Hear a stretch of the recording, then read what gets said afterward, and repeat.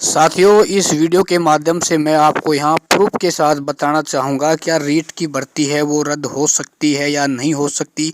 क्या इसके पदों को संख्या को बढ़ाया जा सकता है या फिर रीट को पात्रता घोषित किया जा सकता है, ठीक है ना। कौन सी कंडीशन लागू हो सकती है, तो उससे पहले मैं आपको कुछ झलकियाँ दिखा देता हूँ साथियों। आपको खुद इस बात का एहसास हो जाएगा।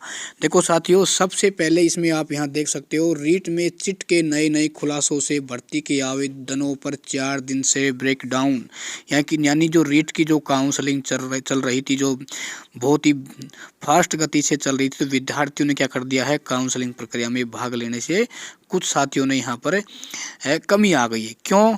क्योंकि भाई जो कई साथियों को लग जाता है कि भाई आप अनावश्यक रूप से पैसे लगाने से कोई फ़ायदा है नहीं, ठीक है। अच्छा, उसके बाद साथियों आप यहाँ देख सकते हो बेरोजगार क्या कर रहे हैं कि 50,000 पदों के लिए एक साथ हो भर्ती, ठीक है।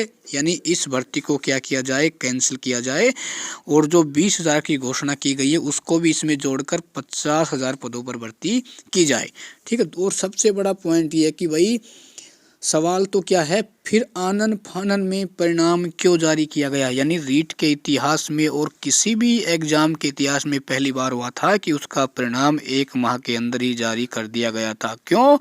क्योंकि जब रीट की परीक्षा हुई थी उस समय भी ये सवाल उठा था कि रीट में क्या हुई है, धांधली हुई है, तो बोर्ड ने इसको बहुत ही जल्दी से परिणाम को जारी कर दिया गया था। और सरकार ने भी बहुत ही जल्दी क्या कर दी थी, 20,000 पदों की घोषणा कर दी थी कि भाई किसी न किसी प्रकार स्टूडेंटों को शांत किया जाए।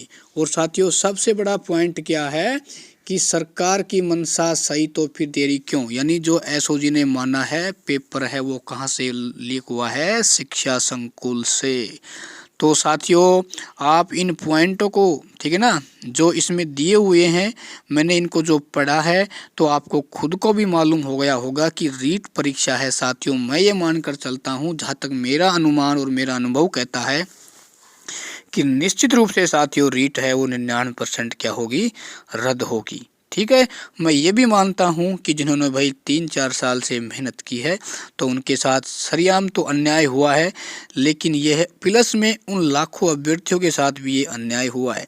तो जिन मेरे भाइयों का सिलेक्शन हुआ था, तो मेरे दोस्तों मैं मानता हूँ आपको निराशा है, लेकिन ध्यान रखना मेहनत करने वाला जो भी स्टूडेंट होगा वो इस भर्ती में मान लो लग चुका था वो, ठीक है, तो आप निराश मत होना। क्योंकि दोस्तों जो भर्ती मान लो 50,000 पर होती है तो आपको कन्फर्म सिलेक्शन तो होम डिस्ट्रिक्ट में ही हो जाएगा, ठीक है। आप टेंशन ना करें, क्योंकि जो भी होता है वो अच्छे के लिए ही होता है मेरे दोस्तों, ठीक है।